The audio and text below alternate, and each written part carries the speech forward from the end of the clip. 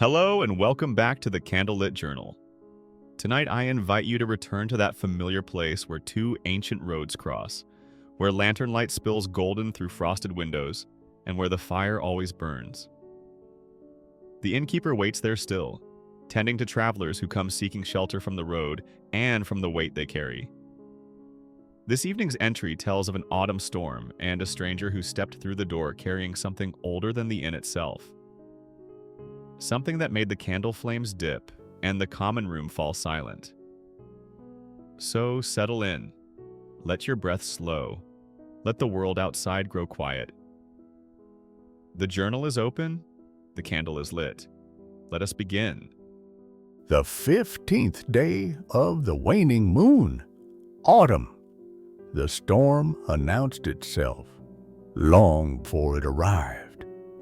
I felt it first in my knees, that dull ache that comes when the pressure changes. Then I saw it in the way the oak trees' remaining leaves began to tremble, though no wind yet touched them. The air grew heavy and still, the kind of stillness that precedes violence.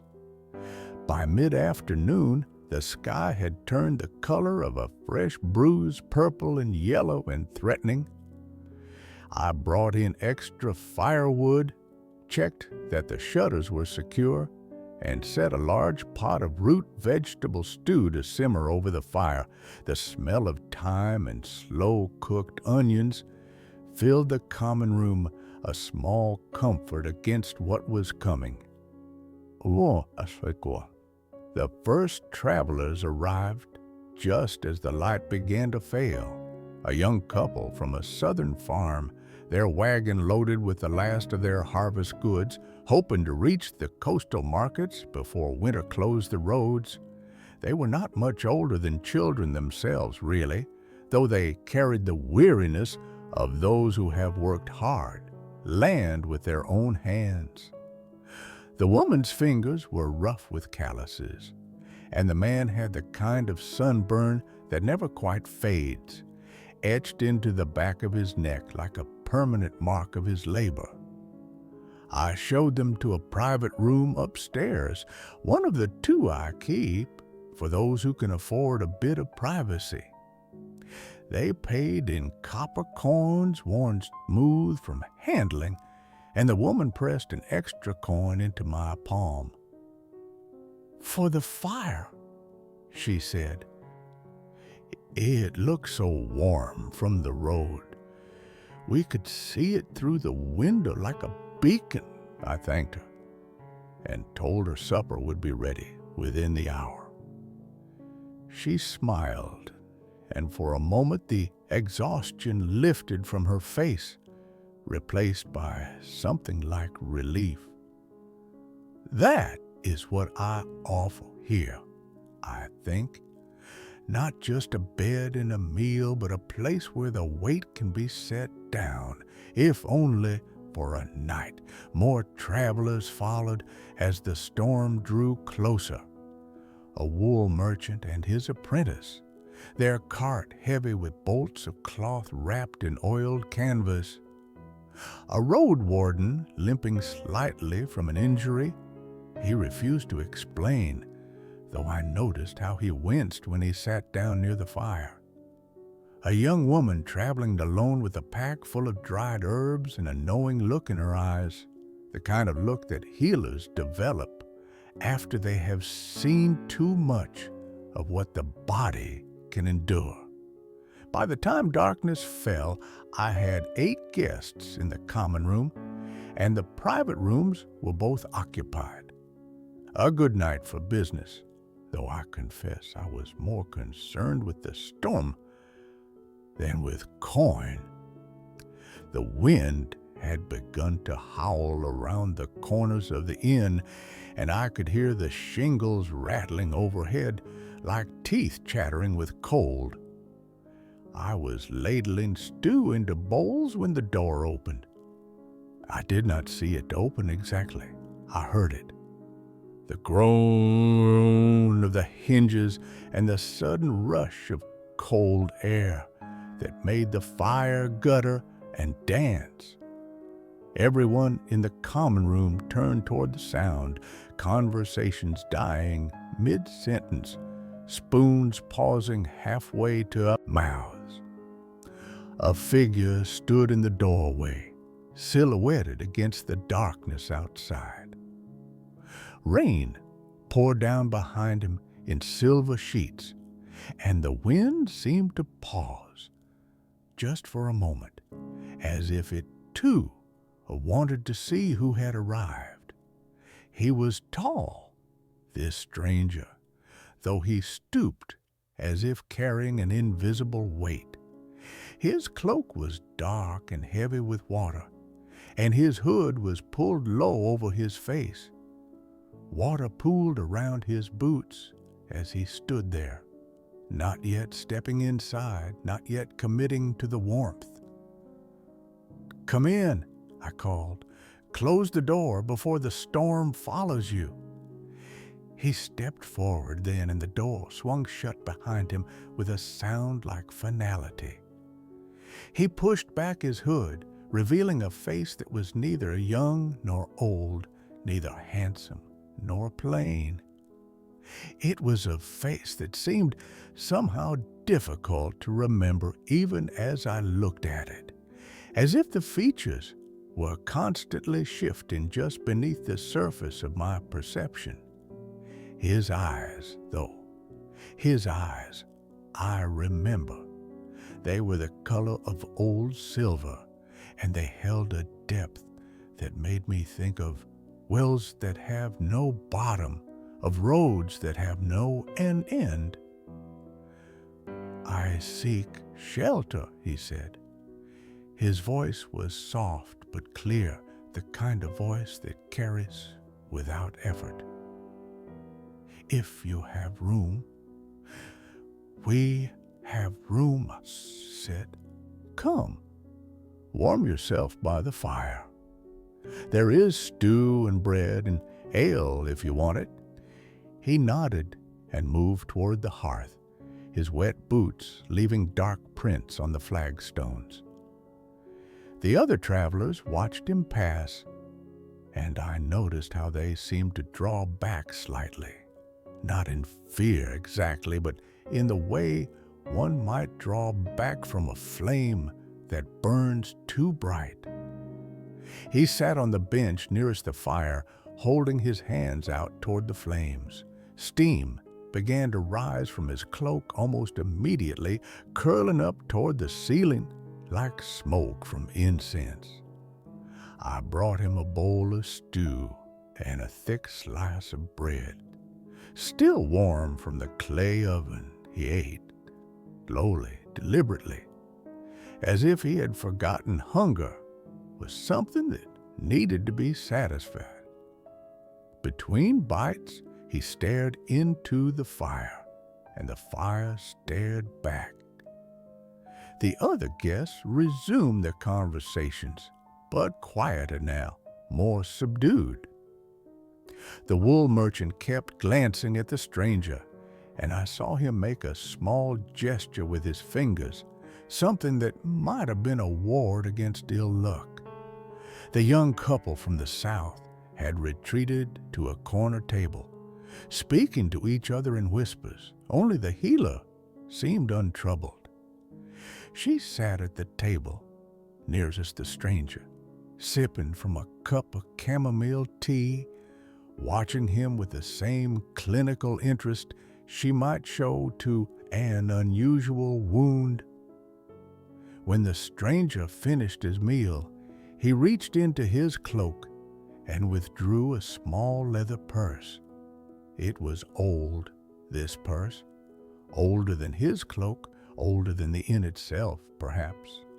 The leather was cracked and worn, and the drawstring was made of something that might have been silk once, though it had faded to the color of old bone. He opened the purse and shook a single coin into his palm. I have seen many coins in my years as an innkeeper, copper and silver and occasionally gold, Coins from the coastal cities with their proud ship emblems.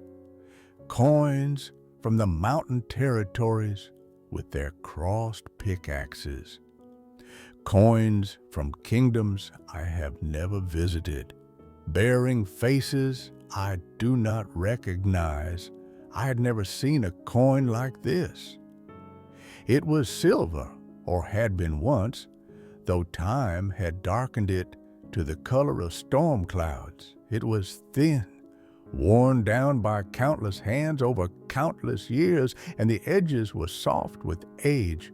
On one side, I could just make out a symbol half erased by time, something that might have been a tree or a flame, or perhaps both at once.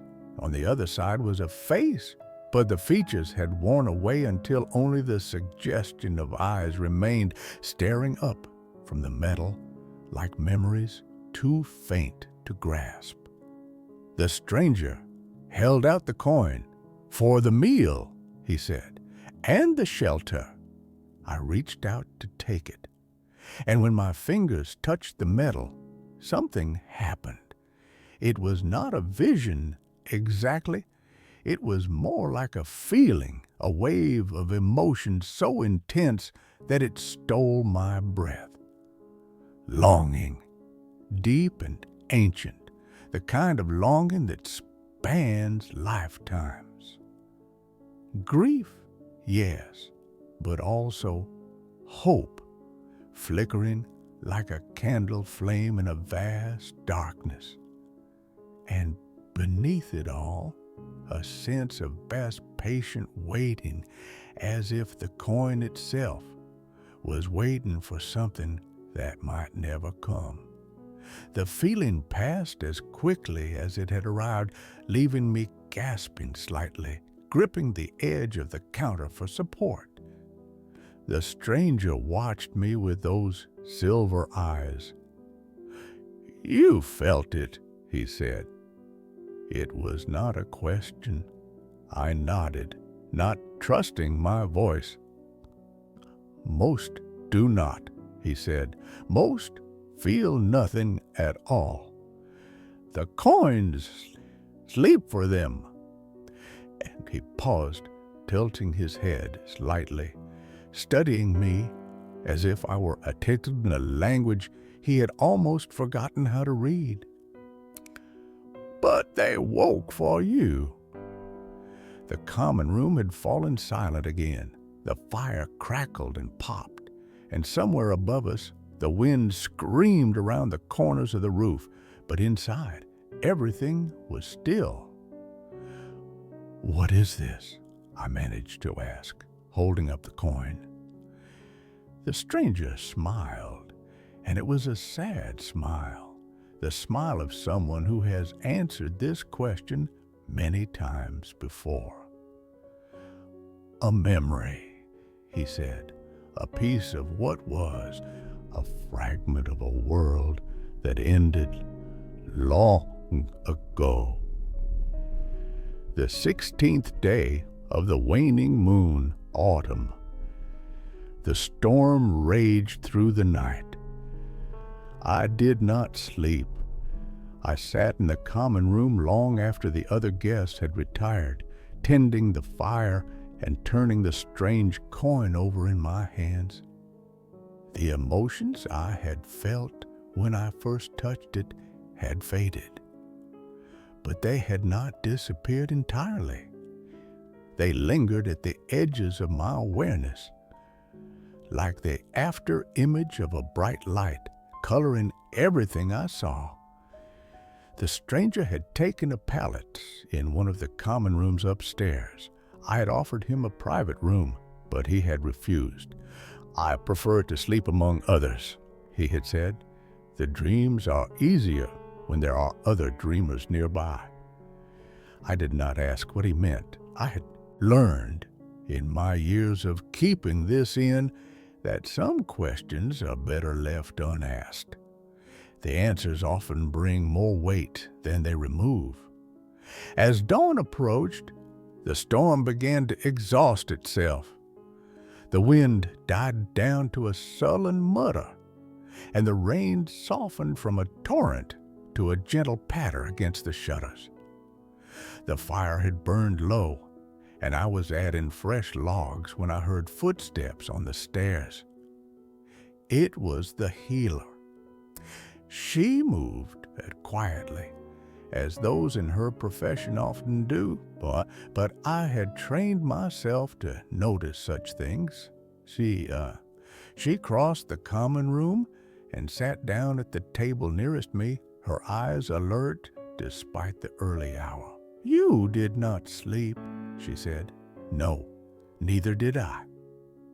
She held out her hand, and I saw that she was holding a coin. It was identical to the one I held, the same darkened silver, the same half-erased symbols, the same ancient, patient weight. "He gave one to you as well," I said. She nodded. "For a tincture I made him, something for the pain in his joints." She turned the coin over in her fingers, frowning slightly. "I have traveled far in my work. I have seen coins from many lands, but I have never seen anything like this. Did you feel anything when you touched it?" She was silent for a long moment. "Yes," she said finally, "though I'm not sure I can describe it. It was like remembering something I'd never experienced, a place I'd never been, yet somehow knew." We sat together in silence as the gray dawn light began to creep through the shutters. The fire crackled and popped, and the coin in my hand seemed to grow warm, as if responding to the flames. "Who is he?" the healer asked. I shook my head. "I do not know, a traveler, a stranger. Beyond that," I trailed off, unsure how to finish the sentence. "There are stories," she said slowly, "from the old territories. Stories about coins like these. My grandmother used to tell them late at night when the fire burned low and the wind howled outside." She paused, gathering her thoughts. "She called them memory coins. She said they were minted in a kingdom that no longer exists, from silver found in a mine that has long since collapsed. She said each coin holds a piece of someone's life, a moment so important that it left an impression on the metal itself." That sounds like a tale to frighten children, perhaps. She turned the coin over again, and I saw her shiver slightly, though the room was warm. "But my grandmother also said that those who carry the coins carry the weight of those memories, that the coins choose their bearers, not the other way around." I thought of the stranger's silver eyes, the way he had watched me when I touched the coin. "You felt it," he had said. "The coins sleep for them, but they woke for you." "What happens to those who carry them?" I asked. The healer looked at me, and for the first time I saw uncertainty in her eyes. "I do not know," she said. "My grandmother never finished that story." The morning brought a strange calm. The storm had passed, leaving behind a world washed clean and gleaming. Water dripped from the eaves in silver chains, and the oak trees' few remaining leaves hung heavy with moisture, catching the pale autumn light like stained glass. The travelers began to stir. The young couple from the south came down first, eager to continue their journey while the roads were still passable. I prepared a breakfast of porridge and honey for them, with dried apples on the side, and they ate quickly, glancing at the windows as if they expected the storm to return at any moment. "We heard strange sounds in the night," the young woman said as she gathered her things, "through the walls, like someone weeping, but very far away." "The wind plays tricks," I said. "Old buildings have many voices." She nodded, but I could see she was not entirely convinced. Her husband placed a hand on her shoulder, gentle but firm. "Thank you for the shelter," he said. "We will not forget this place." They left as the sun climbed higher, their wagon rolling slowly down the western road toward the frontier. I watched them go until they disappeared over the first rise, and then I turned back to the inn. The stranger was sitting at his usual spot by the fire, though I had not heard him come down. He had a cup of something warm between his hands, and he was staring into the flames with that distant, patient look. "They are good people," he said without looking up. "Young but strong, they will build something that lasts." "You sound certain." "I am." He took a sip from his cup. "The coins show me things sometimes, glimpses of what might be if the right choices are made." I sat down across from him, the coins still in my pocket, a small weight against my hip. "Tell me about them, the coins. Where do they come from?" He was silent for a long time. The fire crackled and popped, and somewhere outside a raven called at once, then fell silent. "There was a kingdom," he said finally, "long ago, so long that even the names have been forgotten. It stood in the mountains to the north, in a valley that no map now shows. The people there were miners and craftsmen, and they dug deep into the earth for the silver that ran through the stone like veins, through a body." He paused, and I saw his fingers tighten around the cup. "But the silver they found was not ordinary silver. It had been touched by something, changed by something that slept deep beneath the mountains. When they minted coins from it, the coins absorbed the thoughts and feelings of those who handled them, not the memories themselves, but the emotional impression of those memories. The joy and the grief, the hope and the despair." "And the kingdom?" I asked. "Gone." The word fell like a stone into still water. "A plague coin, one that could not be cured. Within a generation the kingdom was empty, the mines abandoned, the forges cold. But the coins remained. They had been scattered throughout the land by traders and travelers, and they continued to pass from hand to hand, carrying their burden of borrowed feeling." "And you?" I asked. "What is your connection to them?" He looked up at me then, and I saw something in his silver eyes that I could not name. Resignation, perhaps, or acceptance. "I am the last," he said. "The last of that kingdom. The coins keep me alive in a way. As long as they circulate, as long as people feel what they carry, something of my people remains.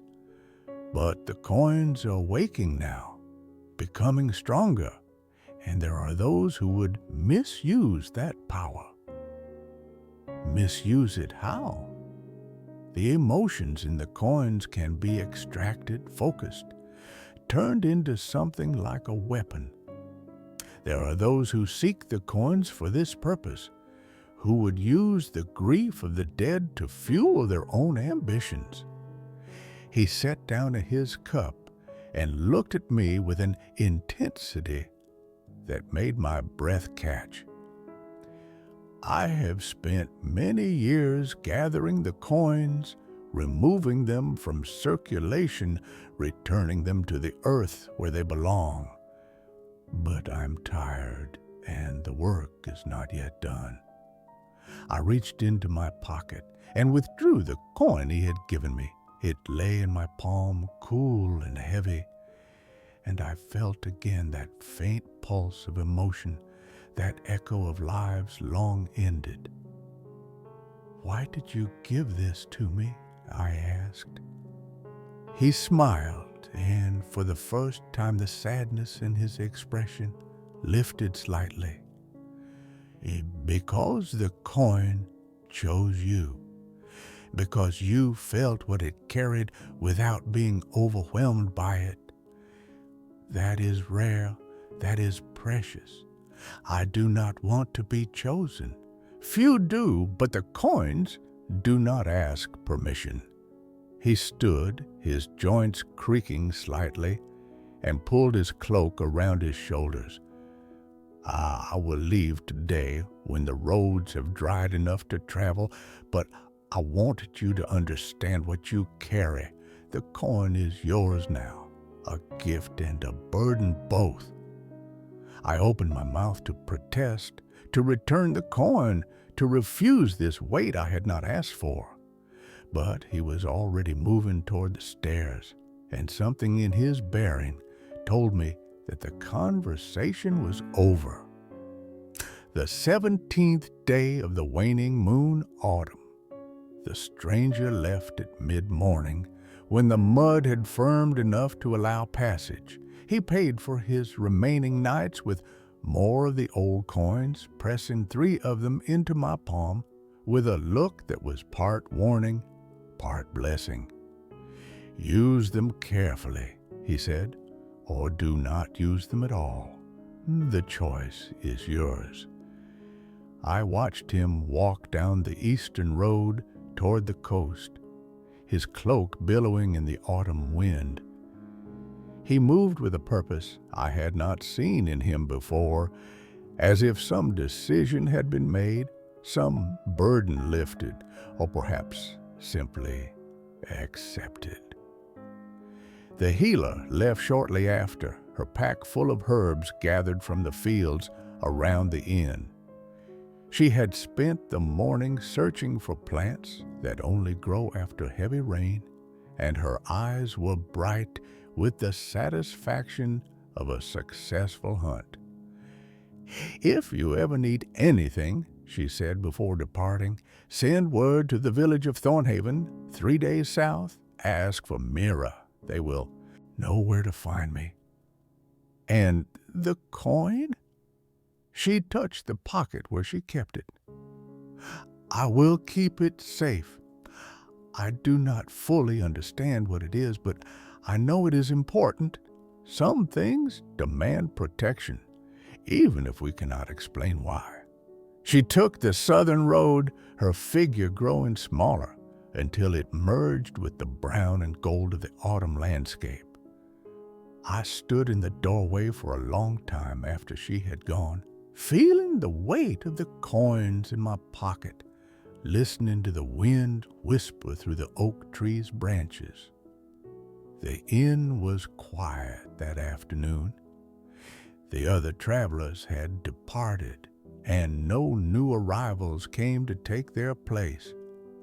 I used the time to clean, to repair a loose hinge on one of the shutters, to take stock of my stores and plan for the coming winter.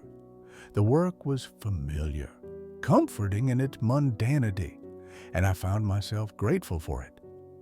But my thoughts kept returning to the stranger and his coins.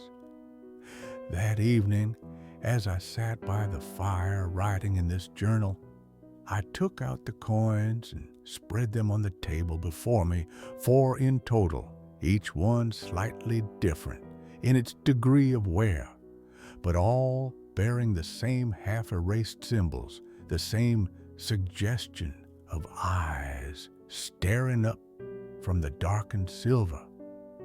I touched them one by one, letting the emotions wash over me.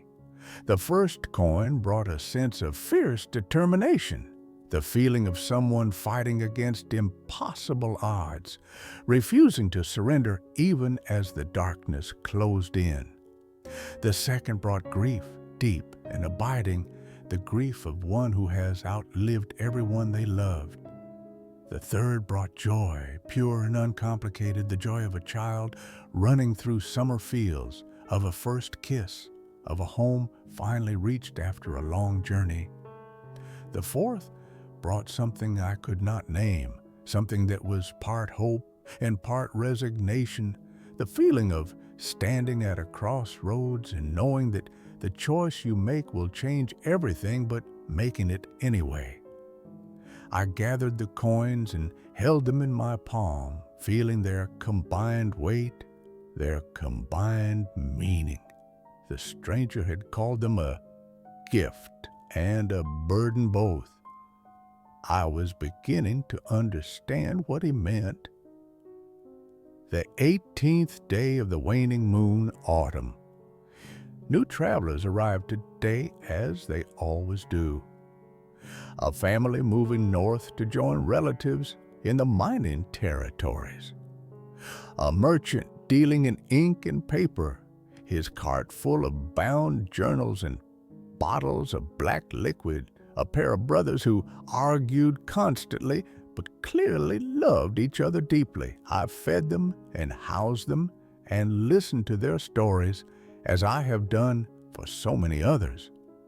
But I found myself watching them more closely than usual, noticing the small gestures that revealed their inner lives, the moments of vulnerability that they tried to hide.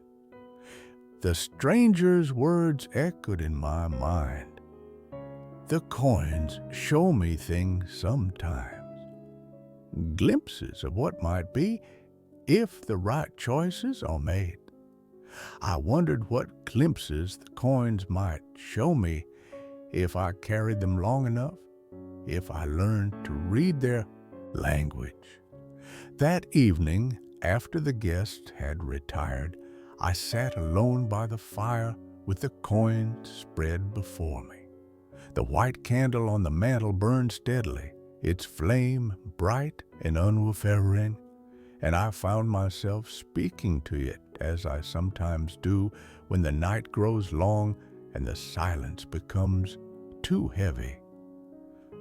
I don't know what I'm supposed to do, I said. I did not ask for this. I am an innkeeper, not a guardian of ancient relics.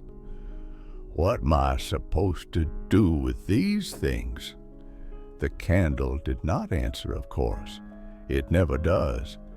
But as I watched its flame, I noticed something strange. The flame seemed to lean slightly, bending toward the coins on the table as if drawn by some invisible force. I held one of the coins up, and the flame leaned further, reaching toward it like a flower reaching toward the sun. I set the coin down again, and the flame straightened, returning to its normal upright position. I repeated the experiment several times with each of the coins, and the result was always the same. The candle flame was drawn to them, responding to them in a way that I could not explain. The old woman who gave me this candle had said it would burn without diminishing, that it would be a light in the darkness for all who needed it. She had walked on top of the snow, I remembered. She had blessed this inn and told me to welcome all who came. Perhaps she had known something about these coins. Perhaps she had known that one day they would find their way here. The 19th day of the waning moon, autumn. The family departed this morning, their wagon heavy with provisions for the long journey north. The mother thanked me for the warmth of the fire and the softness of the beds, and the father pressed an extra coin into my palm. "For the children's sake," he said, "they slept better here than they have in weeks. No nightmares, no crying out in the dark. There is something about this place that brings peace." I thought of the coins in my pocket, the weight of borrowed emotions, the echoes of lives long ended. Perhaps peace was not the right word. Perhaps it was something more like acceptance, the recognition that all things pass, that grief and joy are both temporary, that the only constant is the road itself and the travelers who walk it. After they left, I found myself standing at the crossroads looking at the oak tree. Its leaves had mostly fallen now, and the bare branches reached up toward the gray sky like fingers grasping for something just out of reach. I took one of the coins from my pocket and held it up. "What do you want?" I asked it. "What am I supposed to do with you?" The coin did not answer, but as I held it, I felt a warmth spread through my palm, and a sense of direction settled over me. Subtle, but unmistakable. Not a voice, not a vision, but a knowing. The coins wanted to be returning to the earth, to the place where they had been minted, to the mountains where their story had begun.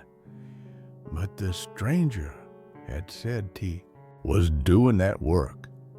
He had spent many years gathering the coins, removing them from circulation. Why, then, had he given these to me? Perhaps because he was tired. Perhaps because he knew he could not do it alone. I stood at the crossroads for a long time, the wind cold against my face, the coin warm in my hand. Then I returned to the inn and began to prepare for the evening's guests. The 20th day of the waning moon, autumn. A curious thing happened today. A young man arrived at the inn, a traveler from the eastern coast with salt in his hair and stories of the sea in his eyes. He was searching for something, though he would not say what, and he had a restless energy about him that reminded me of the wind before a storm. He sat by the fire and drank ale and watched the other guests with a careful, calculating gaze. There was hunger in that gaze, not for food or drink, but for something else, something he could not name. After the others had retired, he approached me at the counter. "I have heard stories," he said. "Stories about coins, old coins, from a kingdom that no longer exists. Coins that carry power." I kept my face neutral, though my heart had begun to beat faster. Many stories circulate along the roads. Not all of them are true. These stories are true. His eyes were bright, feverish. I have spent 3 years searching for them. 3 years following rumors and whispers, tracking down those who have seen them, who have held them. He leaned closer, and I could smell the desperation on him, sour and sharp. I know you have some. The old man, the one who stayed here during the storm, he gave you coins. I have been following his trail for months. If you have been following him, then you know he's gone. He left days ago. But the coins remain. His hand shot out and grabbed my wrist, his grip surprisingly strong. I need them. I will pay whatever price you ask, gold, silver, favors, anything. But I need those coins. I looked at his hand on my wrist, then at his face. The hunger there was familiar to me now. I had felt it myself in the moments after I first touched the coins, that overwhelming desire to understand, to possess, to be possessed. But there was something else in his eyes, something darker, a willingness to do whatever was necessary, regardless of the cost. The coins are not for sale, I said quietly. They are not mine to sell. Everything has a price. Not everything. I pulled my wrist from his grip gently but firmly. You should rest. The road is long and you look tired. In the morning, perhaps things will seem different. He stared at me for a long moment, his jaw tight with frustration. Then he turned and walked upstairs to the common room, his footsteps heavy on the wooden stairs. I stayed awake that night, watching the fire and listening to the sounds of the inn. The white candle burned steadily on the mantel, and the coins in my pocket seemed to pulse with a quiet warning. In the small hours of the morning, I heard movement in the common room above, soft footsteps, carefully placed, a door opening and closing. I rose and climbed the stairs, moving as silently as I could. The common room door was ajar, and I could see the young man's pallet empty, his blankets thrown aside. I found him in my private chamber, the small room tucked beneath the pitch of the roof, where I write these words. He was going through my things, his movements quick and furtive, searching for the coins. They are not here, I said from the doorway. He spun around, his face pale in the moonlight that filtered through the small window. For a moment, I saw something like shame in his eyes, quickly replaced by defiance. I need them, he said. You do not understand. There are people who will pay fortunes for those coins, people who can unlock their true power, who can use them for great things. And what would those great things be? He hesitated, and in that hesitation, I saw the truth. He did not know. He had heard stories of power, of possibility, but he had no understanding of what the coins actually were, what they carried, what they demanded. The coins are not tools, I said. They are not weapons or treasures to be bought and sold. They are memories, the last remnants of a people who are gone. They carry the weight of lives that have ended, of hopes that were never fulfilled, of grief that has nowhere left to go. Pretty words. His voice was bitter. But words do not change the world, or changes the world, perhaps. But the power you seek is not what you think it is. The coins do not give strength. They give understanding. An understanding young man is the heaviest burden of all. We stood facing each other in the darkness of my small room, the moon casting long shadows across the floor. I could see him weighing his options, calculating whether he could overpower me, whether he could take the coins by force. Then something seemed to drain out of him. His shoulders slumped, and he turned away. "Keep your coins," he said. "Keep your understanding.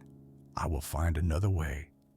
He gathered his things and left the inn before dawn, disappearing into the darkness as if he had never been there at all.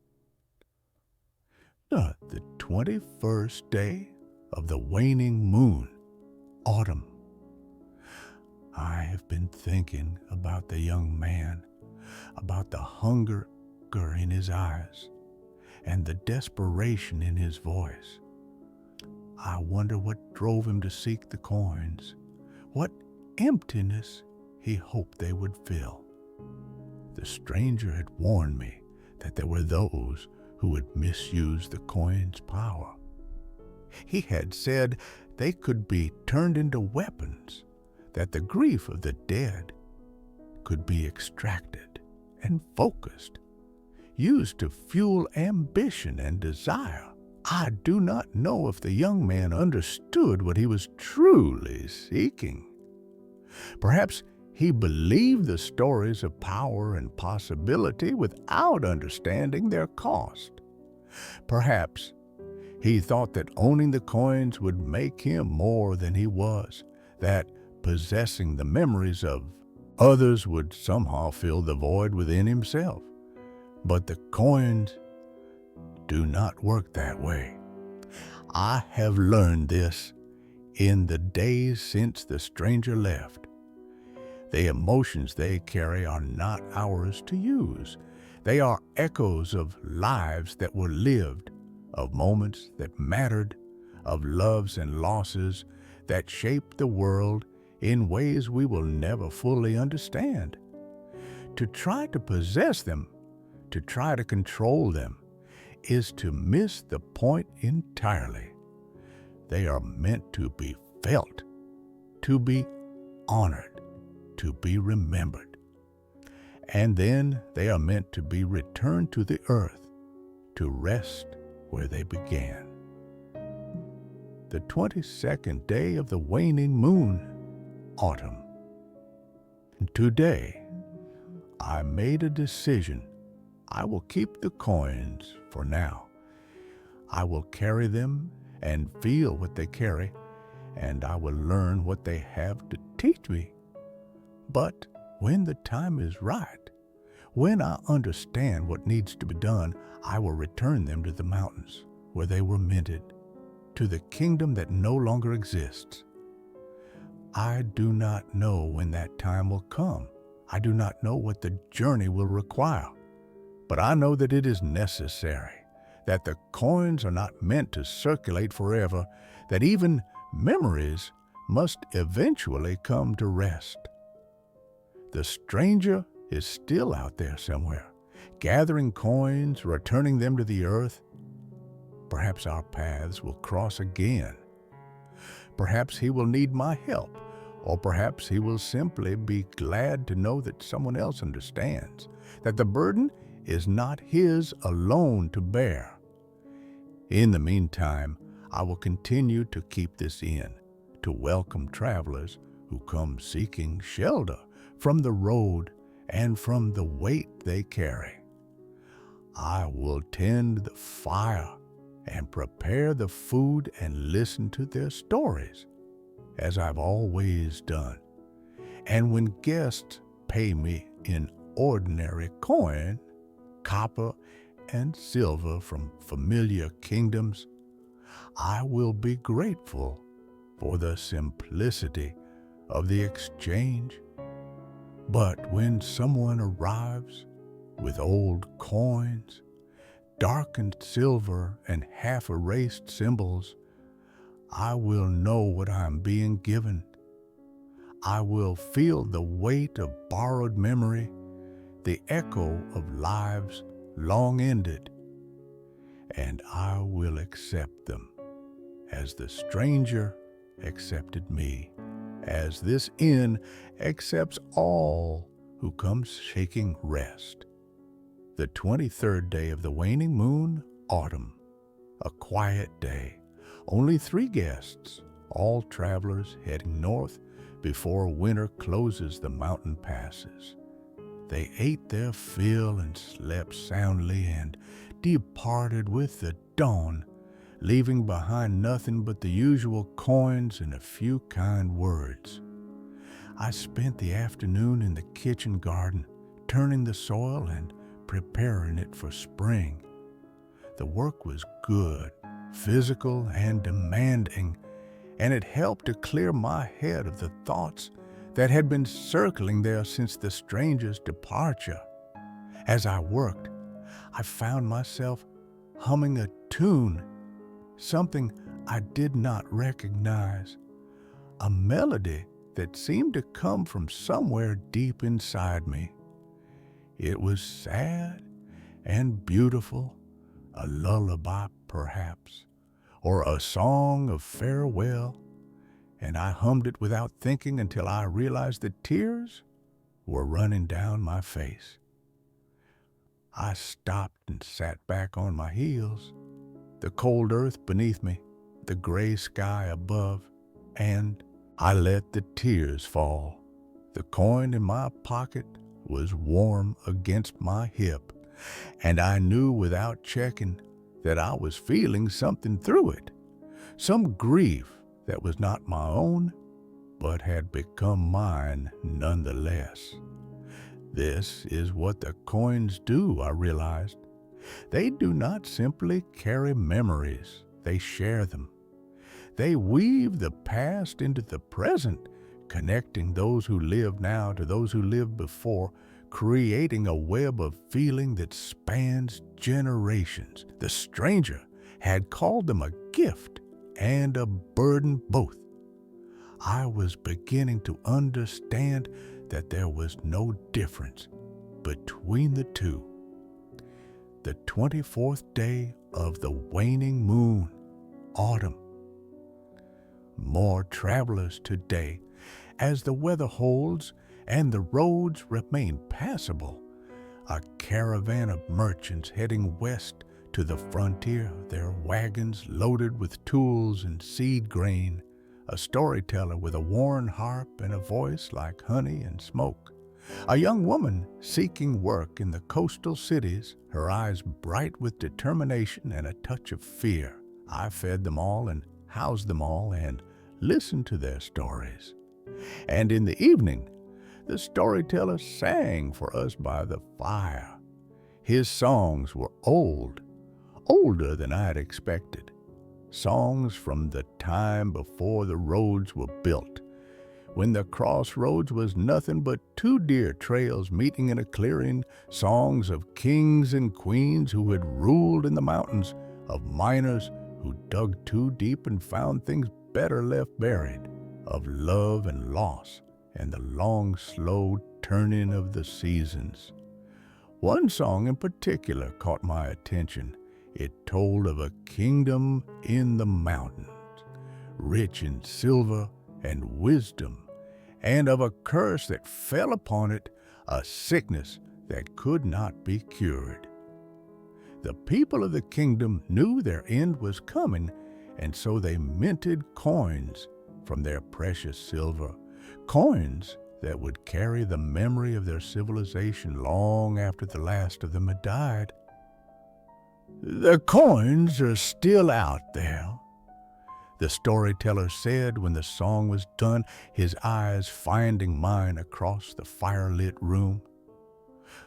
Or so the old stories say, waiting to be found, waiting to be felt, waiting to share their burden with those willing to carry it. And what happens to those who carry them? I asked, though I already knew the answer. The storyteller smiled a sad and knowing smile. They become part of the story, he said. Their own memories go on with those of the Keens, weaving together into something greater than either alone. They carry the weight of the past, yes, but they also carry its wisdom, its hope, its love. He began another song then, something lighter, and the moment passed. But I sat long into the night after the others had retired, thinking about his words. I am becoming part of the story, I realized. My memories are weaving together with those of the coins, with the grief and joy and hope of people I never knew in a kingdom that no longer exists. It should terrify me, perhaps it should, but instead I feel only a quiet sense of purpose, as if I have been preparing for this my whole life without knowing it. The 25th day of the waning moon, autumn. The storyteller left this morning, continuing east toward the coast. Before he went, he pressed something into my hand. It was a coin. Not one of the old coins, not darkened silver with half-erased symbols. Just an ordinary copper piece, worn smooth from handling, unremarkable in every way. For the fire, he said, and the stories. This is how the old ways are honored. I thanked him and watched him go, his harp slung across his back, his footsteps light on the road. And I wondered, not for the first time, how much he truly knew, how much was story and how much was truth. The 26th day of the waning moon, autumn. I had a dream last night. I was standing in a vast hall, its walls carved from living stone, its ceiling lost in shadow. The floor was covered with coins, thousands of them, perhaps millions, each one pulsing with the faint light of the emotions it carried.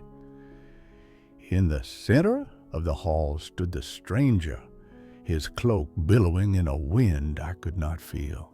His silver eyes were closed, and he was speaking in a language I did not understand, words that seemed to echo from the walls themselves. As I watched, the coins began to move, flowing like water toward the center of the hall, gathering around the stranger's feet, climbing up his legs, his torso, his arms. They covered him completely, a second skin of darkened silver, and still they came, coin after coin, memory after memory. When the last coin had found its place, the stranger opened his eyes and looked at me. "The work continues," he said, and then he was gone, and the coins fell to the floor with a sound like rain on a still lake, and I woke. The 27th day of the waning moon, autumn. I do not know what the dream meant. Perhaps it meant nothing. Perhaps it was simply my mind trying to make sense of everything that has happened. But I cannot shake the feeling that something has changed, that some threshold has been crossed. The coins in my pocket feel different now, heavier, somehow, more present. And when I touch them, the emotions are stronger, more vivid, more real. I think the stranger was right. The coins are waking. Whatever power they carry is growing, becoming something that cannot be ignored. And I am part of it now. For better or worse, I am part of the story. The 28th day of the waning moon, autumn. A curious discovery today. I was cleaning the common room, sweeping beneath the tables and benches, when I found something wedged between the flagstones near the hearth. A coin half buried in the sand that fills the gaps between the stones. It was one of the old coins, darkened silver with half-erased symbols, but it was not one of the coins the stranger had given me. I checked, counting them twice, 3 times. I still had all 4 of his coins. This was a 5th. I picked it up and felt the familiar wave of emotion. A different feeling this time, something I had not encountered before. It was smaller, simpler.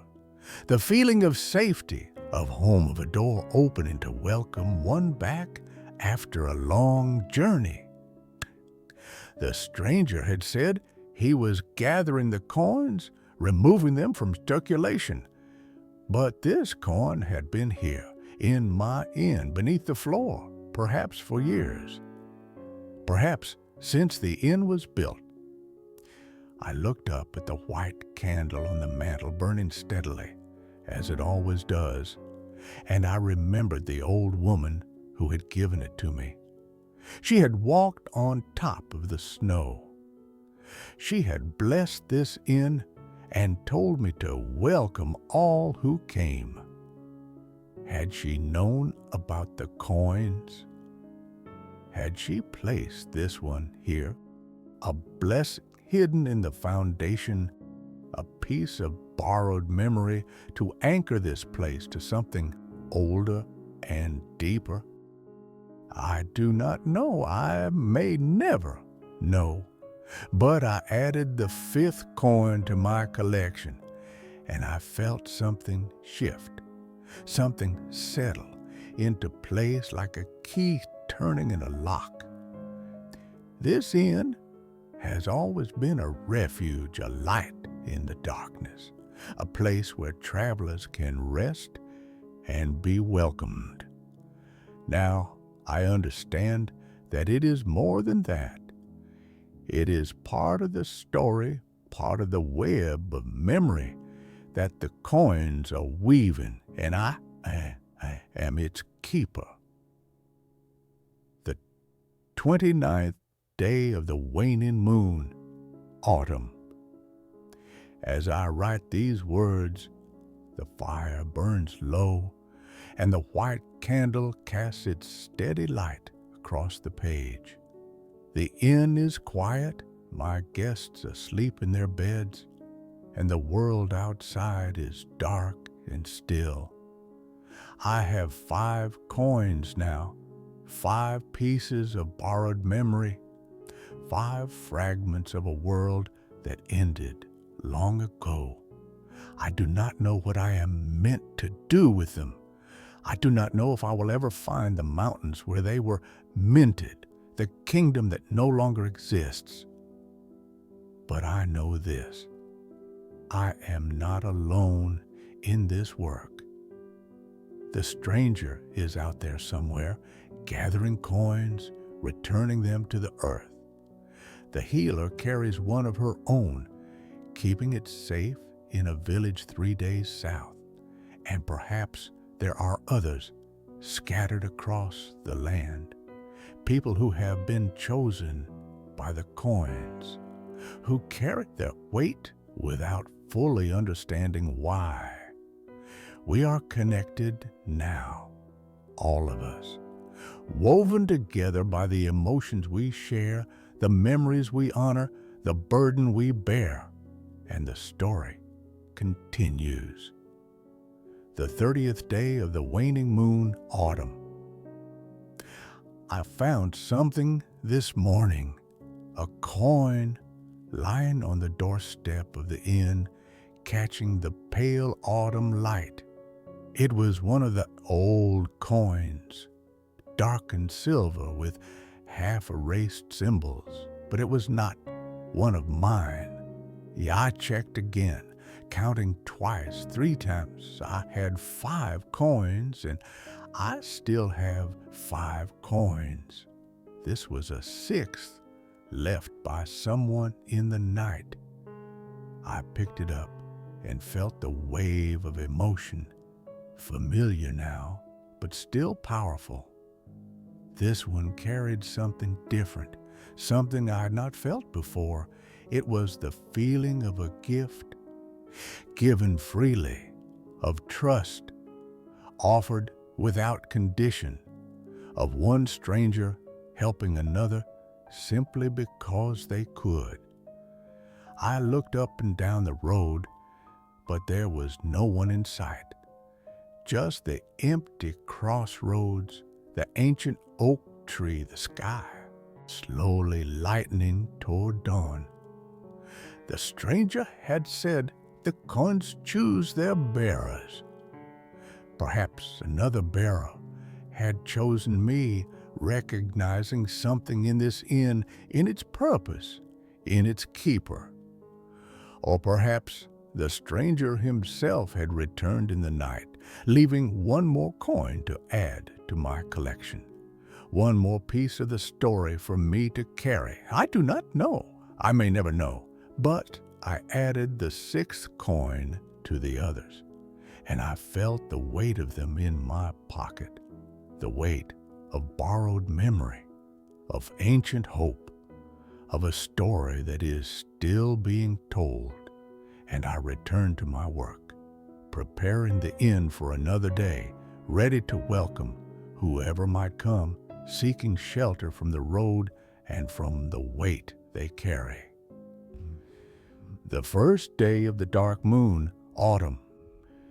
The season is turning. I can feel it in the air, that sharp edge that comes before the first hard frost. The oak tree has lost the last of its leaves now, and its bare branches scratch against the gray sky like writing in an alphabet I cannot read. The travelers who come through speak of ice forming on the northern roads, of early snow in the mountain passes. Winter is coming, and with it the long quiet that always settles over the crossroads. But today brought unexpected guests. A woman arrived just past noon, leading a cart pulled by a mule so old it seemed to move by stubbornness alone. The cart was covered with a heavy canvas tarp patched in a dozen places, and the woman herself was wrapped in layers of wool and leather, her face half hidden beneath a hood lined with rabbit fur. "Room for one?" she asked, her voice rough from cold or disuse or both. "Room for many," I said. "The season is slow, low. You will have your choice of beds." She nodded and led the mule toward the stable, moving with the careful economy of someone who has learned not to waste energy. I watched her go, noting the way she checked the sky, the road, the tree line, before disappearing into the stable's warmth. When she returned, she carried a small chest under one arm, the kind used for keeping valuables safe during travel. It was old, this chest, older than the cart or the mule or perhaps the woman herself. The wood was dark with age, and the iron bands that held it together were spotted with rust. She set it on the floor beside her feet as she sat down near the fire, and she kept one hand resting on its lid throughout the meal I prepared for her. I did not ask about the chest. Some things travelers guard are precious only to themselves, keepsakes and memories that would mean nothing to another, but everything to their owner. I have learned to respect these private treasures. But as I served her a bowl of the potato soup I had been simmering since morning, I noticed something. The coins in my pocket had grown warm, warmer than they should be from merely resting against my body, and the white candle on the mantel was leaning again, its flame bending toward the woman as if drawn by some invisible thread. "You are the keeper of this place," she said, not a question. "I am." "And you know what I carry." I set down the ladle and looked at her properly for the first time. Her face was lined with years of hard travel, but her eyes were sharp and clear, the color of autumn leaves just before they fall. There was no fear in those eyes, no hesitation, only a weary kind of recognition. "I suspect," I said carefully, "but I do not know for certain."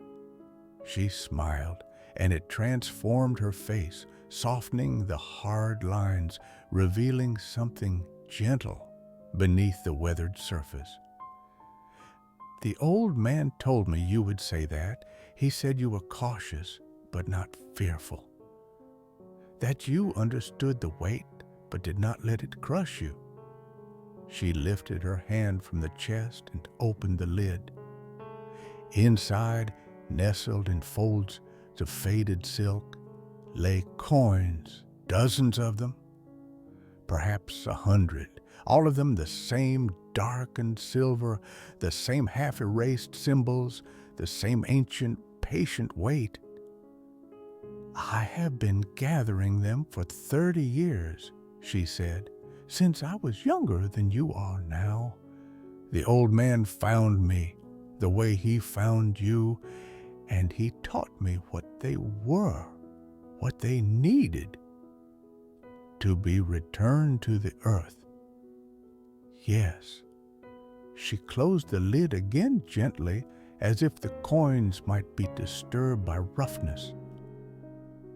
"But the mountains are far, and I'm not young anymore. The road is harder each year, and I'm afraid." She paused, her voice catching on something. "I'm afraid I will not make it, that I will fall somewhere on the road, and the coins will be scattered, lost, left to find bearers who do not understand." I sat down across from her, the fire crackling between us, the white candle burning steadily on the mantel. "What would you have me do?" "Take them," she said. "Not all of them. I'm not done yet, and the work is still mine to do while I can. But take some of them. Add them to what you carry, and when the time comes, when the roads are clear and the season is right, take them north. Take them to the mountains. Return them to the earth where they belong." I looked at the chest, at the coins hidden within, at the weight of borrowed memory I was being asked to bear. It was more than I'd expected, more than I'd been prepared for. But the coins in my pocket were warm, and the candle flame was bending toward me now, and somewhere in the back of my mind I heard the stranger's voice. "The coins choose their bearers, not the other way around." "How many?" I asked. She smiled again, that gentle, weary smile. "As many as feel right. You will know. The second day of the dark moon, autumn. The woman stayed for 3 days. Her name was Vera, and she had been a teacher once. in a village so small it did not appear on any map. She had taught children to read and write, to add and subtract, to think about the world beyond their fields and forests. She had been good at it, she said. She had loved the work. But then the coins had found her. I was walking home from the schoolhouse one evening, she told me, when I saw something glinting in the mud, a coin, half buried, catching the last light of the sunset. I picked it up without thinking, and she shook her head. I cannot describe what I felt. It was as if someone else's life was pouring into me, their joys and sorrows and hopes and fears, all compressed into a single moment of overwhelming intensity. I know the feeling, I said. I thought I was going mad. For weeks I could not sleep, could not eat, could not teach. The feelings from the coin would wash over me at random moments, and I would lose myself in them, become someone else for seconds or minutes at a time. I thought I was dying, that some illness had taken hold of my mind. But the stranger found you. Yes. He appeared at my door one evening, as if he had known exactly where to look. He explained what the coins were, what they carried, what they needed, and he gave me a choice. I could give him the coin and forget, or I could keep it and learn. You chose to learn. I did. She turned one of the coins over in her fingers, watching the firelight play across its surface. It was the hardest thing I have ever done. Leaving my students, leaving my village, leaving everything I knew to walk the roads and gather pieces of a kingdom that died before my grandmother's grandmother was born. But it was also the most important thing I have ever done. These memories deserve to be honored. These lives deserve to be remembered. The third day of the dark moon, autumn. Vera taught me things the stranger had not. She taught me how to hold the coins without being overwhelmed by them, how to let the emotions flow through me rather than trying to contain them. She taught me the difference between the older coins, which carried feelings from the time of the kingdom, and the younger ones, which had absorbed impressions from the many hands that had held them since. The oldest coins are the strongest, she said. They carry the memories of those who knew what they were doing, who minted their feelings into the metal deliberately. But the younger impressions are important too. They are the story of how the coins have traveled, the web of connection they have woven across generations.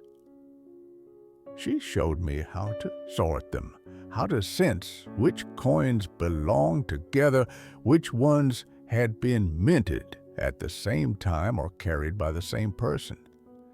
It was not a skill I could learn quickly, she said, but with practice, I would develop a sense for it. The coins want to be reunited, she explained. They were scattered by accident, by the chaos of a dying kingdom. Given the chance, they will find their way back together. On the evening of the third day, she prepared to leave. The roads north were still passable, she said, and she wanted to cover as much ground as possible before the first heavy snow closed the passes. I will leave 30 coins with you, she said, opening the chest one final time. The older ones, the ones that carry the strongest feelings. They have been waiting a long time to come to rest. Perhaps longer than any living person has waited for anything. She counted them out carefully, placing each one on the table between us with the reverence of a priest handling holy relics. When she was done, the coins lay in a small pile, glinting dully in the candlelight. "Thank you," I said, though the words felt inadequate. "Thank you," she replied, "for being willing to carry them, for understanding what they need." She closed the chest and lifted it, settling the weight on her hip with the ease of long practice. The old man chose well when he chose you. She left before dawn the next morning, her cart rolling slowly down the northern road, her ancient mule plodding along as if it had all the time in the world. I watched her go until she disappeared over the first rise, and then I returned to the inn and added her 30 coins to my growing collection. 36 now. 36 pieces of borrowed memory, 36 fragments of a world that ended long ago. The weight of them was considerable. The 5th day of the dark moon autumn. More travelers came today, seeking shelter from a bitter wind that had blown down from the mountains without warning. A family of 5, 3 children and their exhausted parents. Their wagon piled high with furniture and tools. They were moving south, they said, away from the cold and the isolation, seeking work in the lowland farms where the winters were mild and the soil was rich. The children were quiet at first, shy and tired, but they warmed up after I gave them cups of warm cider and let them sit close to the fire. The youngest, a girl of perhaps 5, reminded me of someone, though I could not say who. She had a way of looking at things with complete attention, as if the world was full of secrets waiting to be discovered. As I served supper, she pointed at the white candle on the mantel. "That candle is different," she said. "Different how?" She frowned, considering. "It does not move like the others. The other candles flicker. This one just burns." I looked at the candle, at its steady flame, and I felt a chill run down my spine that had nothing to do with the cold outside. "You're very observant," I said. "Mama says I see too much." She took another sip of her cider, seemingly untroubled by her own insight. "But I like seeing things. It makes the world more interesting." Later, after the family had retired, I sat alone by the fire and thought about what the girl had said. The candle was different. It had always been different from the moment the old woman pressed it into my hands. But I had grown so accustomed to its steadiness, I had stopped noticing it. The candle and the coins, both of them old beyond reckoning, both of them carrying power I did not fully understand, both of them choosing their bearers rather than being chosen. I wondered if they were connected somehow, if the old woman who gave me the candle had known about the coins, had known that one day they would find their way to this inn. If she had been preparing me, even then, for the work I was now called to do. The 7th day of the dark moon, autumn, the family departed this morning, their wagon rolling south toward warmer lands. The children waved from the back until they were out of sight, and the youngest girl called out something I could not quite hear.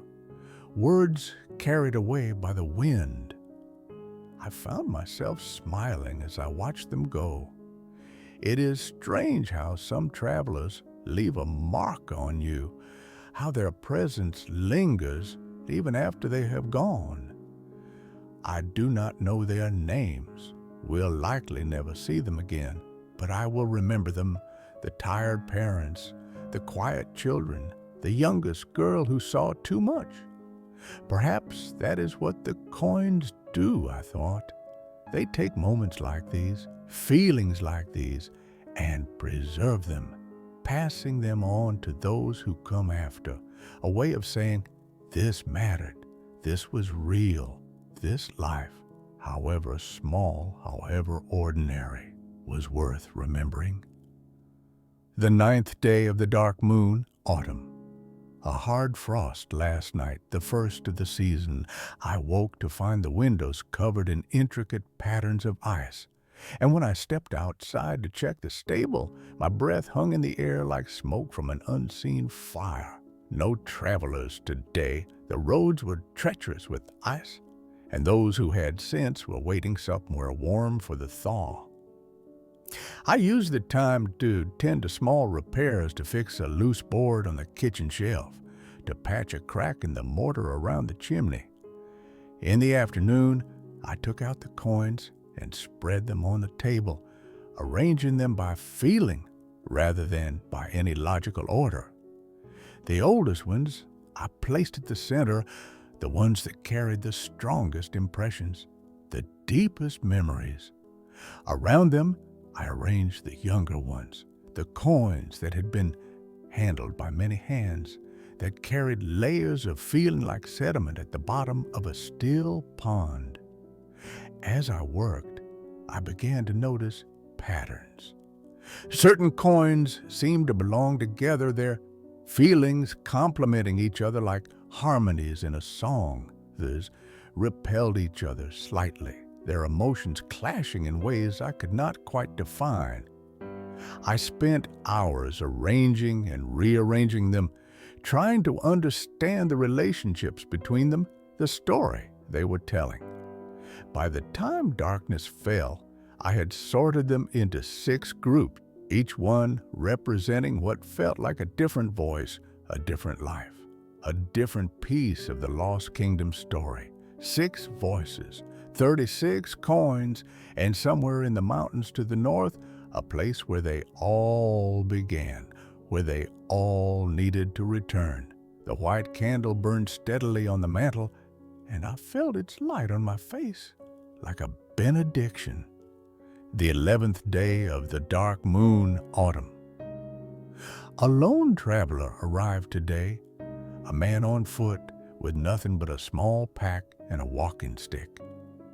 He was older, his hair gray and his face lined with years of weather, but he moved with a strength that belied his age. There was something familiar about him, though I could not place it. He asked for a simple meal and a bed for the night, and he paid in copper coins, ordinary currency from the lowland settlements. But as he handed them to me, I noticed something. His fingers brushed against mine, and I felt a shock of recognition, a pulse of connection that made me catch my breath. "You carry them too," he said quietly. Not a question. I nodded, unable to speak. He smiled, and suddenly I knew why he seemed familiar. It was not his face I recognized. It was his presence, the way he held himself, the quality of stillness that surrounded him like a cloak. He was like the stranger who had come during the storm, like Vera with her chest full of coins, like me, though I had not yet accepted what I was becoming. "How many?" he asked. 36. He whistled softly, more than most. The old man must have seen something in you. He said the coins chose me. They do, but it helps them along sometimes, points them in the right direction. He sat down by the fire and stretched his hands toward the flames. I am Marcus. I have been carrying coins for almost 40 years now. Started when I was barely more than a boy. Found one in a riverbed while I was fishing. Could not put it down. Could not let it go. The feelings it carried became part of me, and I have been gathering them ever since. How many do you carry? None now. I returned my last ones to the mountains 3 summers ago, thought I was done with the work. He smiled again, but there was a sadness in it. But the work is never done. The coins keep circulating, keep finding new bearers, keep calling out to be gathered and returned. I thought I could rest, but the road called me back. And now?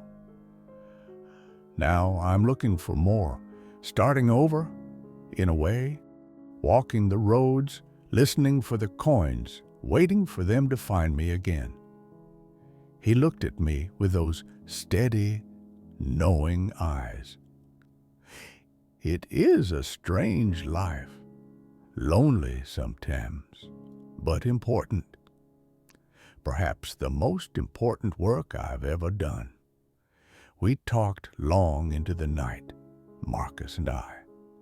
He told me stories of his travels, of the coins he had gathered, and the people he had met.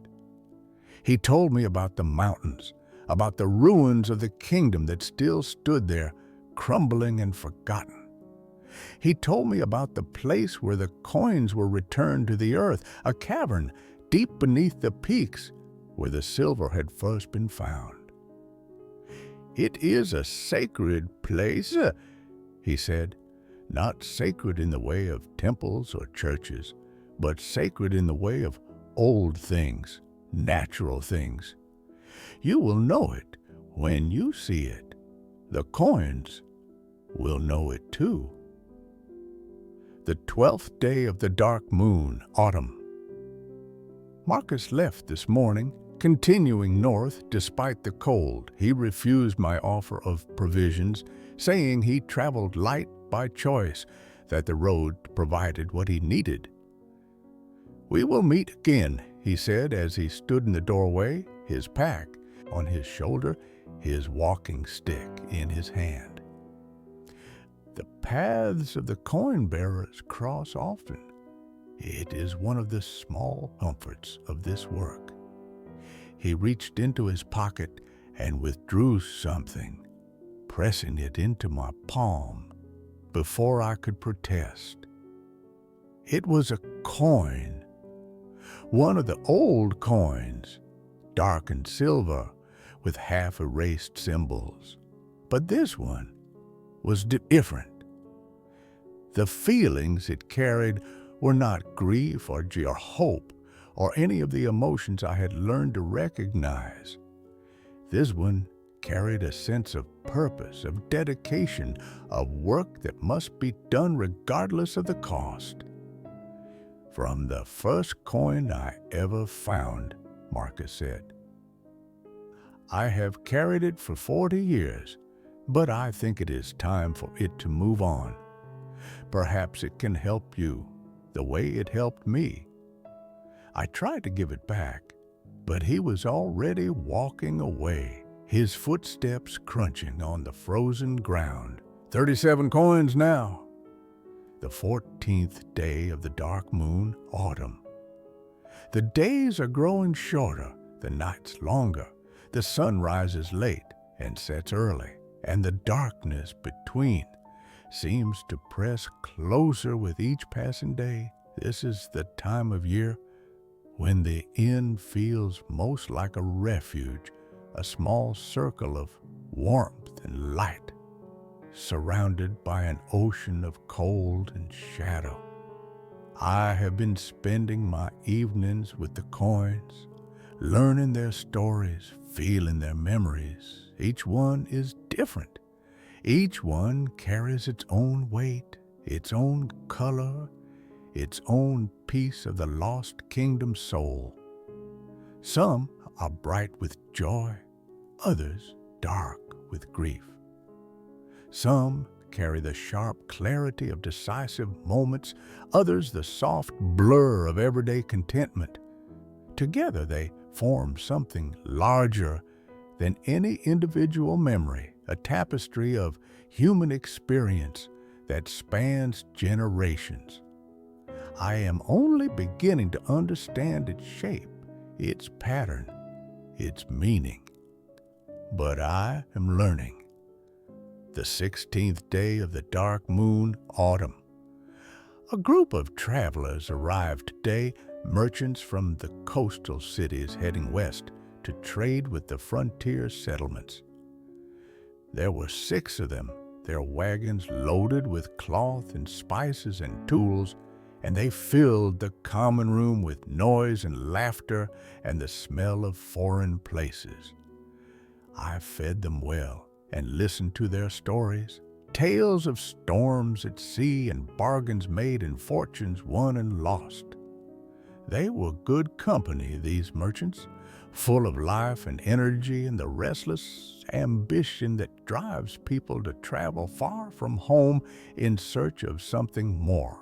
One of them, a woman with dark hair and bright eyes, noticed the white candle on the mantel. "That is an unusual candle," she said. "The wax looks almost translucent. Where did you get it?" "A gift," I said, "from a traveler who passed through years ago." "It must be magical," she said with a laugh. "I have been watching it all evening, and I swear it has not gotten any shorter." I smiled, but did not correct her. Some truths are too strange to share, even with those who might be willing to believe. The 18th day of the dark moon, autumn, the merchants departed this morning, their wagons rolling west toward the frontier. They paid well and tipped generously, and one of them left behind a small pouch of spices as a gift, saying the food had been the best he had eaten in weeks of traveling.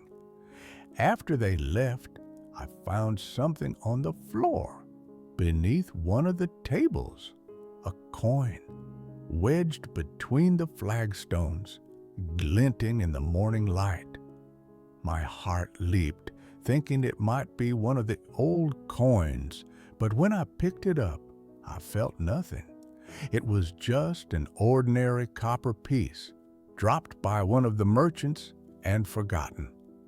I set it aside with the rest of the ordinary currency, but I could not shake a sense of disappointment. I had grown so accustomed to the weight of the old coins, the depth of feeling they carried, that ordinary money now seemed flat and empty in comparison. This is what Marcus meant, I realized. This is the loneliness he spoke of. Once you have carried the coins, once you have felt what they carry, ordinary life seems somehow less vivid, less real. It is a burden, yes, but it is also a gift. The 20th day of the dark moon, autumn. Winter has arrived in earnest. Snow fell yesterday, a light dusting that turned the world white and muffled all sound. The oak tree stood like a skeleton draped in lace, and the crossroads were empty, the roads impassable for all but the most determined travelers. I spent the day preparing for the long quiet ahead, bringing in extra firewood, checking the stores of food, making sure that the stable was warm enough for any horses that might need shelter. The work was familiar, comforting in its routine, and I found myself grateful for it. In the evening, I sat by the fire with the coins spread before me, continuing the work of learning their stories. The snow had brought a particular stillness to the world, a hush that seemed to amplify the feelings the coins carried. I could sense them more clearly now. The different voices, the different lives, the different pieces of the lost kingdom's history. One coin in particular called to me. It was one of the oldest, one of the 30 that Vera had left, and it carried a feeling I had not yet fully explored. As I held it, the emotion washed over me, stronger and clearer than ever before. It was the feeling of building something, not a physical structure, but something more abstract, more enduring, a community, perhaps, a way of life, a set of principles that would guide and protect those who came after. The feeling was shot through with hope, but also with worry, the awareness that all things built by human hands are fragile, that even the strongest foundations can crumble. This was how they felt, I realized, the people of the lost kingdom, as they minted their coins, as they tried to preserve something of themselves for the future. They knew their time was ending, but they hoped that something might survive, that their memories might matter to those who came after. And here I was, holding that hope in my hands, feeling it as if it were my own. The responsibility was staggering, but it was also humbling in the best sense of the word. I was part of something larger than myself, larger than any individual life. I was a link in a chain that stretched back generations and would continue forward long after I was gone. The 22nd day of the dark moon, autumn. More snow today, heavier this time. The world outside the windows was a blur of white, and the wind howled around the corners of the inn like a living thing seeking entrance. No travelers, of course. No one would be mad enough to travel in weather like this. I spent the day in pleasant solitude, reading from the small collection of books I keep in my chamber, writing in this journal, tending the fire. The white candle burned steadily on the mantel, its flame bright and unwavering despite the drafts that snuck through every crack and gap. In the afternoon, I took out the coins again, but not to study them. I simply held them, feeling their weight in my hands, letting their emotions wash through me without trying to analyze or understand. It was like listening to music in a language you do not speak, beautiful and meaningful, even without translation. The 24th day of the dark moon, autumn. The storm broke overnight, and this morning dawned clear and cold, the sky a brilliant blue above the white world. The sun on the snow was almost blinding, and when I stepped outside to clear a path to the stable, I had to shield my eyes against the glare. A figure was standing at the crossroads. I stopped, my shovel in my hands, my heart suddenly racing. The figure was tall and hooded, and it stood perfectly still, watching the inn with an intensity I could feel even from this distance. For a moment, I thought it might be the stranger returned from wherever his travels had taken him. But as I watched, the figure raised one hand in a gesture that was both greeting and farewell. and then it turned and walked away, disappearing down the eastern road toward the coast. I stood there for a long time after it had gone, the cold biting at my face, the shovel forgotten in my hands. The coins in my pocket were warm, warmer than they had ever been, and the white candle's light seemed to flicker in the corner of my vision, though when I turned to look, it burned as steadily as always. Something had happened. Something had changed.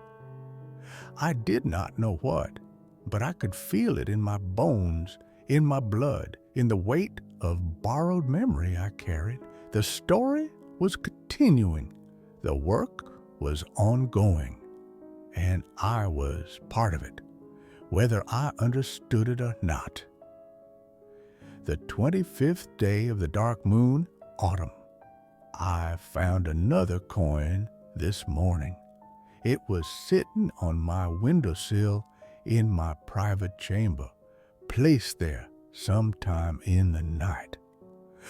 No footprints led to the window from outside, and the door to my room had been locked from within. The coin was old, older than any of the others, and it carried a feeling I did not recognize, something that was part sorrow and part relief and part a vast, patient acceptance. I think it was the stranger. I think he came in the night somehow and left this final gift, a completion of something he had started, a passing of a torch from one bearer to the next. 38 coins now, and a sense of purpose that grows stronger with each passing day. The 26th day of the dark moon, autumn. The snow is beginning to melt, the first tentative signs of a thaw. Water drips from the eaves in silver chains, and the roads are becoming passable again, though still treacherous in places. Soon the travelers will return. Soon the common room will fill again with voices and stories and the warmth of shared humanity. I am ready for them. I have always been ready, from the day I first took over this inn from my father. But now I understand my role more fully. I am not just an innkeeper. I am a keeper of memories, a guardian of the crossroads, a link in a chain that stretches back to a kingdom that no longer fully exists and forward to a future I cannot see. The coins have taught me this. The stranger and Vera and Marcus have taught me this. And the white candle burning steadily on the mantel reminds me every day of the blessing I received when I first opened my doors. Welcome them all. I will. I do. I always will. And when the time is right, when the roads are clear and the season is favorable, I will take my coins north to the mountains, to the ruins of the lost kingdom, to the sacred place where they can finally come to rest. But that is a journey for another time. For now, the fire is burning, the candle is lit, and the door is open. You are welcome here, all of you, the living and the dead, the remembered and the forgotten. This is a place of rest for whoever needs it. The 27th day of the dark moon, autumn. The thaw continued today, and with it came the first travelers I have seen in nearly a week. A pair of brothers, young men with matching grins and the easy banter of those who have known each other all their lives. They were heading south, they said, to find work in the harbors before winter truly set in.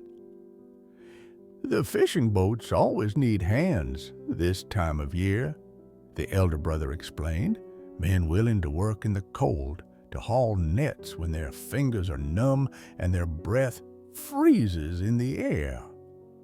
It is hard work, the younger one added, but the pay is good and the captains feed you well, better than starving in the north, waiting for spring. They stayed for supper and the night, sharing stories of their village in the mountain foothills, of the family they were leaving behind, of the hopes they carried for the future. I found myself warming to them, to their optimism and their camaraderie, to the way they finished each other's sentences and laughed at jokes only they understood. Before they retired, the younger brother pulled something from his pocket. "Our mother gave us this," he said, "told us to keep it safe, that it would bring us luck on our journey." He held it out, and my breath caught in my throat. It was a coin, an old coin, darkened silver with half-erased symbols. "Where did your mother get this?" I asked, trying to keep my voice steady. "She found it years ago in a field after a heavy rain. Said she felt strange when she picked it up, like someone else's memories were flooding into her. She kept it ever since. Said it helped her through hard times, but she wanted us to have it for the journey." The younger brother looked at the coin, then at me. "Do you know what it is? You looked at it like you recognized it." I hesitated, weighing what to say. These young men did not know what they carried. They did not understand the weight, a borrowed memory, the burden, and the gift. Should I tell them? Should I take the coin from them, add it to my growing collection?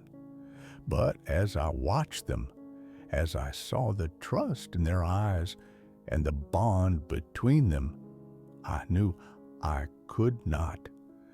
The coin had found its way to them through their mother. Through whatever mysterious path the coins traveled, it was their inheritance now, their connection to a story they did not yet understand. "It is very old," I said finally, "older than any kingdom that still exists. Keep it safe. As your mother asked, it will watch over you." The younger brother nodded and tucked the coin back into his pocket. "Thank you for the food and the warmth and, well, everything." They left at dawn, heading south toward the coast, and I watched them go with a strange mixture of sadness and hope. Somewhere out there, coins were still circulating, still finding their bearers, still weaving the web of memory that connected the living to the dead. I was not alone in this work. I had never been alone. The 28th day of the dark moon, autumn. A curious visitor today. She arrived in the late afternoon, a woman of middle years with hair the color of iron and eyes that seemed to look through rather than at you. She wore the simple clothes of a traveling scholar, practical and well-worn, and she carried a pack that bulged with the unmistakable shapes of books. "I am looking for something," she said as she sat down by the fire, "or someone rather. An old man who travels alone, who carries coins of a type no one recognizes. I have been tracking him for months, following the stories people tell of him." My heart quickened, but I kept my face neutral. Many old men travel alone. What makes this one special? She leaned forward, her eyes sharp with scholarly interest. "The coins he carries are not from any known mint. The symbols on them match no recorded currency from any kingdom in any historical text I have studied. And yet they exist. I have seen one with my own eyes, held it in my own hands. She paused, and something like wonder crept into her voice. When I touched it, I felt something, a presence almost, as if the coin contained someone's memories. That sounds like a story to tell around a fire, perhaps. But I am a historian, and historians learn to recognize truth even when it wears the clothes of legend. She reached into her pack and withdrew a small leather journal, its pages filled with cramped handwriting and careful sketches. I have been documenting everything I can learn about these coins. The stories people tell, the descriptions they give, the emotional experiences they report. There is a pattern emerging, something I do not yet fully understand. She opened the journal and showed me a page covered in drawings, detailed renditions of coins from various angles. The symbols she had sketched were familiar to me, the same half-erased markings I had seen on every one of my 38 coins. "You know something," she said, watching my face. "I can see it in your eyes." I considered lying, considered sending her away with nothing but a warm meal and a bed for the night. But something in her earnestness, her dedication, her obvious respect for the truth made me hesitate.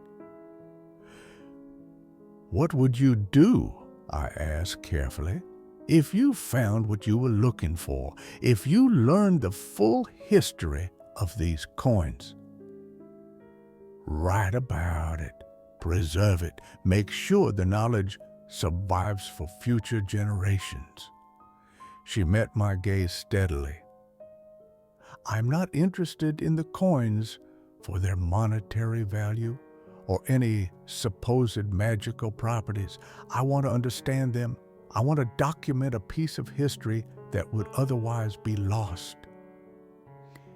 And if the history is painful, if the people whose memories the coins carry suffered greatly, then their suffering deserves to be remembered, documented, honored." She closed her journal and placed her hand on its cover. "History is full of forgotten peoples, lost civilizations, stories that no one remembers.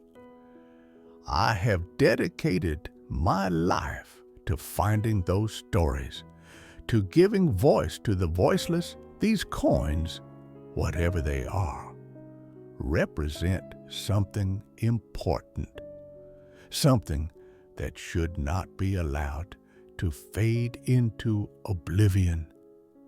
I sat in silence for a long moment, feeling the weight of the coins in my pocket, thinking of the stranger who had trusted me, of Vera and Marcus and all of the others who carried this burden in secret.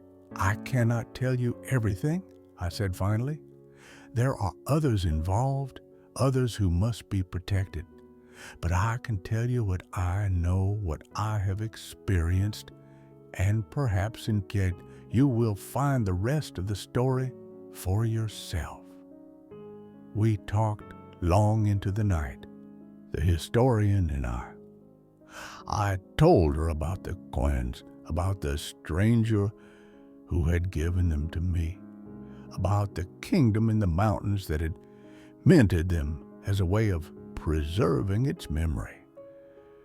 I told her about the feelings the coins carried, the web of emotion that connected those who bore them. I didn't tell her about the sacred place in the mountains, about the work of returning the coins to the earth. That secret was not mine to share. She listened with the focused attention of a scholar, asking questions, taking notes, sketching the coins I showed her. When dawn approached, her journal was full of new information, and her eyes were bright with excitement. "This is remarkable," she said. "This is the most significant historical discovery I have encountered in 20 years of research. A civilization we have no other record of, preserved in metal and memory. This could change everything we think we know about the past." "Be careful with what you learn," I warned her. "There are those who would misuse this knowledge. The coins carry power, and power attracts those who would exploit it." "I will be careful." She closed her journal and tucked it back into her pack. "And I will return if you will have me. There is so much more to learn, so much more to understand." She left the next morning, heading east toward the coastal cities and their libraries. But I knew she would be back. The coins had touched her, as they touched everyone who truly encountered them. She was part of the story now, whether she understood it or not. The 29th day of the dark moon, autumn. The days grow short. The nights stretch long. The fire burns and the candle glows, and the coins rest heavy in their hiding place beneath the floorboards of my chamber. I've been thinking about the historian, about her dedication to preserving lost stories. She reminded me of something the stranger said long ago, in the first days after the storm. As long as the coins circulate, as long as people feel what they carry, something of my people remains. He was not just talking about the physical coins, I realized. He was talking about memory itself, about the way stories survive through telling and retelling, passing from one generation to the next. The coins are one vessel for this survival, but there are others. Journals, like the historians, songs, like the storytellers, traditions passed down through families, like the mother who gave her sons an ancient coin for luck. Memory persists. Stories endure. Even when kingdoms fall and civilizations crumble, something remains, passed along through the countless small acts of preservation that make up a culture's life. I am part of that now. This journal, these words I write by candlelight, is part of it too. If someone reads this after I'm gone, they will know what I knew. They will feel, in some small way, what I felt. Perhaps that is the true magic of the coins, not the borrowed emotions they carry, but the reminder that our lives matter, that our experiences have weight, that the things we do and feel and remember ripple outward through time in ways we cannot predict. The 30th day of the dark moon, autumn, the last day of the dark moon. Tomorrow begins a new cycle, and with it, the slow turning toward winter's depth. I spent today in quiet contemplation, sorting through the coins one final time, arranging them by the feelings they carry, the stories they tell. There is a pattern to them I see now, a narrative arc that spans generations. The early coins carry hope and determination, the feelings of a people building something they believed would last. The middle coins carry contentment and love, the everyday emotions of lives well lived. And the later coins, the ones minted as the kingdom fell, carry grief and acceptance and a desperate, burning hope that something might survive. It is a complete story, I realize, a beginning, a middle, and an end. The story of a people who lived and loved and lost, and in their final moments found a way to ensure that their existence would not be forgotten. I am the keeper of that story now, one of many keepers scattered across the land, connected by the coins and the feelings they share. We carry the weight together, each of us bearing a piece of the whole. And someday, when the time is right, we will return the coins to the earth, completing the cycle, allowing the memories to finally rest. But not yet. There's more work to be done, more stories to gather, more connections to forge. The fire burns, the candle glows, the door stands open. I am ready. And so the innkeeper's words rest for now, written by candlelight in that small room beneath the sloping roof. The coins remain gathered in his pocket, each one carrying its own weight of borrowed feeling. The stranger walks somewhere out there in the world, still gathering, still returning.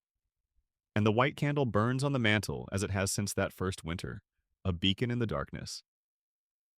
Thank you for spending this time in the warmth of the inn.